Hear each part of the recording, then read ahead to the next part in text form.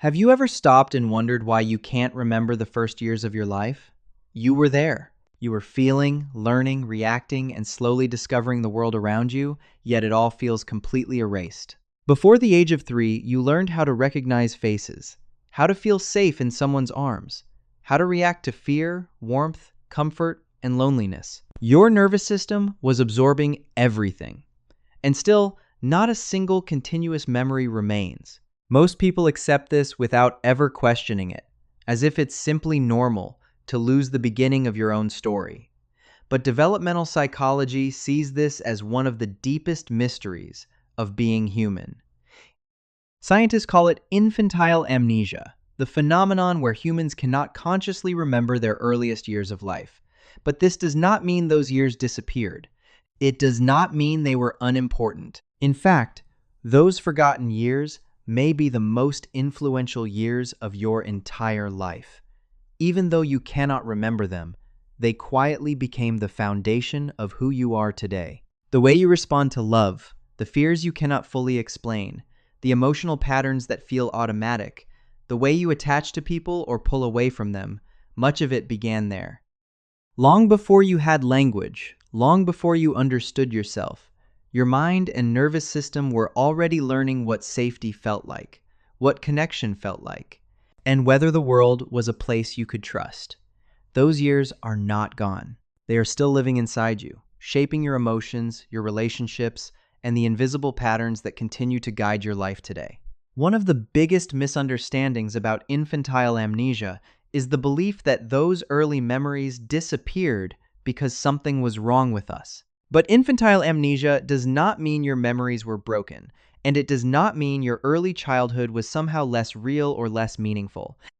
Every emotion you felt during those years was completely real. Every moment of comfort, fear, joy, confusion, connection, or loneliness genuinely happened and left an impact on your developing nervous system. The reason you cannot consciously remember those experiences is much simpler and much deeper at the same time. The human brain in its earliest years is not yet fully developed enough to store memories in a form that can later be consciously retrieved. This is not unique to you. It is a universal human experience shared across every culture, country, and generation. Almost no adult has clear, reliable memories before the age of 3, and even the few fragments people do remember are usually incomplete. A color, a sensation, a brief image without context or storyline attached to it. But the absence of conscious memory does not mean those years were empty. In fact, those first years may be the most psychologically important years of your entire life. During that period, your nervous system was constantly learning from the environment around you. It was learning whether the world felt safe or unpredictable, whether closeness brought comfort or stress, whether your emotional needs would be met or ignored. Even without conscious memory, your brain and body were quietly building the emotional foundation that would shape how you relate to yourself, to love, and to other people for years to come. The first reason behind infantile amnesia is deeply biological, and once you understand it, the mystery of those missing years begins to make much more sense. Deep inside the human brain is a structure called the hippocampus, a region responsible for taking experiences and turning them into long-term memories that can later be consciously recalled. Every meaningful moment in your life depends on this system working properly. Conversations, emotional experiences, important events, all of them must pass through the hippocampus in order to become memories you can revisit years later. But during the earliest years of life, this part of the brain is still under construction. In babies and toddlers, the hippocampus has not yet fully developed the neural architecture needed to reliably store and organize long-term autobiographical memories, and this changes everything. It means that even though a child is fully alive, fully present, and emotionally responding to the world around them, the brain still lacks the capacity to permanently save those experiences in a retrievable form. A baby can feel warmth when being held, fear when left alone, calmness in a familiar voice, or stress in an unpredictable environment. But those moments are not yet being stored the way adult memories are stored. The experience happens, the emotion is real, The nervous system reacts, but the memory itself cannot fully stabilize. It is like trying to take photographs with a camera that has no film inside. Light still enters the lens. The moment still exists. The image still forms for an instant, but nothing is permanently captured. This is why early childhood often feels as though it belongs to someone else entirely. Not because you were absent from those years, and not because those moments lacked importance, but because the biological systems required to preserve conscious memory were still slowly being built. Your earliest experiences did not disappear. Your brain simply was not ready yet to turn them into memories you could later carry with you consciously. The second reason behind infantile amnesia goes even deeper than biology, and it has to do with something most people never think about: language. As adults, we remember experiences partly because we turn them into stories. When something emotionally significant happens, your mind naturally creates an internal narrative around it. You think, that was the moment everything changed, or that was the day I realized who they truly were. In other words, memory is not just about experiencing something. It is also about being able to describe it to yourself internally. Language gives experiences structure, meaning, and continuity. It creates a mental container that allows moments to be organized, stored, and revisited later. But babies do not have language yet. They experience the world entirely through raw sensation and emotion. They feel warmth, fear, comfort, confusion, tension, closeness, and absence. But they cannot translate those feelings into words or coherent stories. There is no inner narration saying, "This happened, and this is what it meant." Without language, experiences remain immediate and emotionally real, but they have no framework to hold them together over time. It is like trying to hold water in your hands. You can feel the water completely, but without a container, it eventually slips away. This is why the earliest memories people sometimes retain are often fragmented impressions rather than complete scenes. A color, a sound, a feeling, a brief image, without context. The emotional imprint remains, but the narrative was never formed. Developmental psychology suggests that language does not simply help us describe memories after they exist. Language actually helps create the kind of memories we can consciously remember later. Before language develops, the human mind is still fully experiencing life, but those experiences exist more as emotional states than as organized autobiographical stories. The story of you had not fully begun yet, even though the feelings already had. The deepest reason behind infantile amnesia is not just biological or linguistic. It is psychological and almost philosophical in nature. It has to do with the development of what psychologists call the sense of self, the feeling that there is a continuous me existing across time. In order to truly remember something, there must be someone inside you who can later look back and say, "That happened to me. I was there. I felt that." Memory is not only about storing experiences, it is also about attaching those experiences to an identity that remains recognizable over time. But during the earliest stages of life, that stable identity does not fully exist yet. Before around 18 months to 2 years old, babies are fully experiencing the world emotionally and physically, but they do not yet have a developed internal narrator capable of connecting moments into a continuous personal story. There are sensations, reactions, emotions, and experiences, but there is not yet a fully formed psychological self organizing them into my life or my memories. This means that even if experiences were happening constantly, there was still no stable sense of I for those memories to attach themselves to. In a way, the memories had no address to be delivered to. And this is what makes infantile amnesia feel so strange and unsettling when you really think about it. You were alive during those years. You were present. You were feeling comfort, fear, attachment, stress, warmth, and loneliness in very real ways. But the version of you capable of later reflecting on those moments and consciously remembering them had not fully emerged yet. The self that could say, "I remember," was still slowly forming. Developmental psychology suggests that identity itself is something that must be built over time.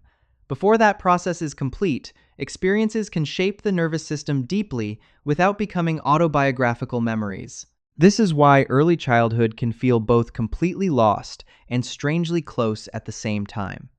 You cannot consciously return to those years, but they still live inside the emotional architecture of who you became.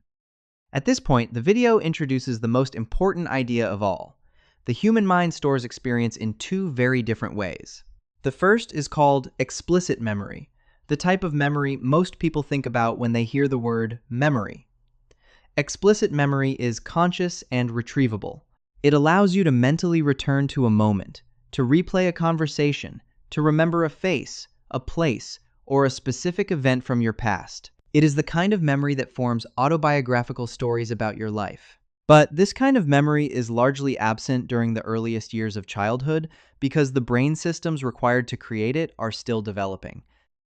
However, there is another kind of memory that begins forming long before conscious recollection becomes possible.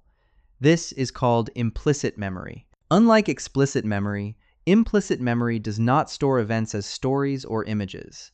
Instead, it stores emotional patterns, nervous system responses, bodily reactions, and unconscious expectations about the world. It remembers what safety feels like. It remembers whether closeness feels comforting or dangerous. It remembers whether emotional needs are consistently met or unpredictably ignored. Implicit memory is the reason your body can react to certain situations before your conscious mind even understands why. And unlike explicit memory, implicit memory does not require language, a fully developed hippocampus, or even a mature sense of self. It only requires repeated emotional experience. This means that while you may not consciously remember your early childhood, your nervous system still carries the emotional imprint of those years. Every time you were soothed, every time you were left alone in distress, every moment of warmth, tension, connection, or fear quietly shaped the unconscious patterns that still influence you today. In this sense, your childhood was never truly forgotten. Your conscious mind may not remember the details, but your body remembers the emotional atmosphere. Your nervous system remembers what it learned about love, trust, safety, and belonging long before you were capable of putting any of it into words. Every repeated experience during early childhood teaches the nervous system something about how the world works. Long before a child can explain emotions with words, the brain is already collecting emotional evidence from every interaction. Each time a baby is comforted when crying, held gently, spoken to with warmth, or responded to consistently, the nervous system absorbs a message about safety, trust, and connection. And each time comfort does not arrive, each time emotional needs are ignored, dismissed, or met unpredictably, the nervous system learns something from that too. These lessons do not become conscious memories that a person can later describe in detail. Instead, they become emotional patterns hidden beneath awareness. They slowly shape attachment style, automatic emotional reactions, and the unconscious expectations a person carries into relationships later in life. This is why many behaviors people describe as just my personality may actually be survival responses learned very early in development. The tendency to fear abandonment, to pull away when someone gets too close, to become anxious when affection changes, or to feel uncomfortable receiving love may not have started with adult experiences at all. They may have begun in the emotional environment of early childhood, before language, before explicit memory, and before conscious thought was fully formed. Developmental psychology suggests that the nervous system is constantly building internal models based on repeated experiences. It learns what closeness feels like, whether emotions are safe to express, whether people can be trusted, and whether love feels stable or unpredictable. Over time, those patterns become automatic. They feel natural, instinctive, and deeply personal because they were formed so early in life.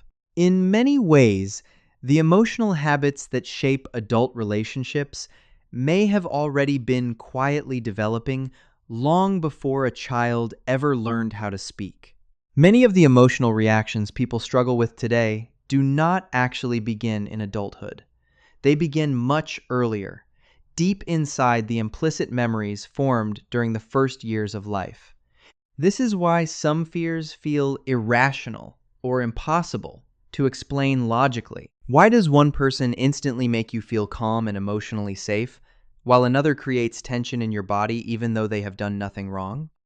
Why do some people panic when someone pulls away emotionally, while others feel trapped when someone gets too close? These reactions often happen before conscious thought has time to intervene, because they are not created by logic alone. They are rooted in old emotional patterns stored inside the nervous system. Implicit memory works beneath awareness, constantly scanning for familiarity based on early emotional experiences. If closeness once felt inconsistent, overwhelming, or unsafe, the nervous system may continue reacting to intimacy with fear long into adulthood. If love once felt unstable, abandonment may feel constantly near, even in healthy relationships. This is why some people struggle to trust, fear rejection intensely, or instinctively withdraw from emotional connection without fully understanding why. Their reactions are not random. They are emotional conclusions formed very early in life, before language and conscious memory existed. Developmental psychology suggests that the most automatic parts of a person are often the oldest parts. They feel natural because they were learned so early that they became woven into the nervous system itself. In many ways, these emotional reflexes are ancient survival strategies carried forward from childhood. And because they were formed before conscious awareness, they often feel less like learned behaviors and more like who you are. But beneath them is usually a very young nervous system, still responding to the emotional world it first learned to survive in. If a child grows up surrounded by consistent love, emotional safety, and reliable comfort, the nervous system remembers that feeling long before the mind can consciously describe it. The body begins to recognize safety as something natural, something expected, something that feels like home. But if love is inconsistent, distant, unpredictable, or emotionally absent, the nervous system remembers that too. It stores the experience not as a clear memory, but as a quiet longing that can follow a person for years without fully understanding why. This is one of the deepest ideas in developmental psychology. The most painful part of childhood is not necessarily that we cannot remember it, but that our bodies continue living according to what those early years taught us. The love we once received becomes the feeling of peace, closeness, and emotional safety we continue searching for throughout life. And the love that was missing can leave behind an invisible emptiness that quietly shapes relationships in adulthood. Some people spend years craving reassurance, fearing abandonment, or feeling emotionally restless without realizing they may be searching for something their nervous system learned to miss very early in life. Childhood does not disappear simply because conscious memory disappears. The emotional atmosphere of those years remains alive inside the body, influencing what feels familiar, what feels safe, and what the heart continues reaching for long after the memories themselves are gone. The video ends with a deeply healing message. Your automatic emotional reactions are not permanent definitions of who you are. They are not proof that you are broken, difficult, unlovable, or doomed to repeat the same patterns forever. They are simply conclusions once made by a very young nervous system, trying to survive within a specific emotional environment. And conclusions, even very old ones, can be questioned and changed. The moment a person begins asking, "Where did this reaction come from?" or "Does this pattern still belong to my life today?" something quietly begins to shift inside them. Healing rarely happens all at once. It happens slowly through awareness, honesty, and repeated experiences of safety that teach the nervous system something new. Your earliest years were never empty spaces in your story. They were the invisible foundation beneath everything you later became. The fears, the attachments, the emotional instincts that feel automatic today were shaped long before you had words to explain them. You did not forget your childhood because it did not matter. You simply cannot consciously remember the process of becoming who you are.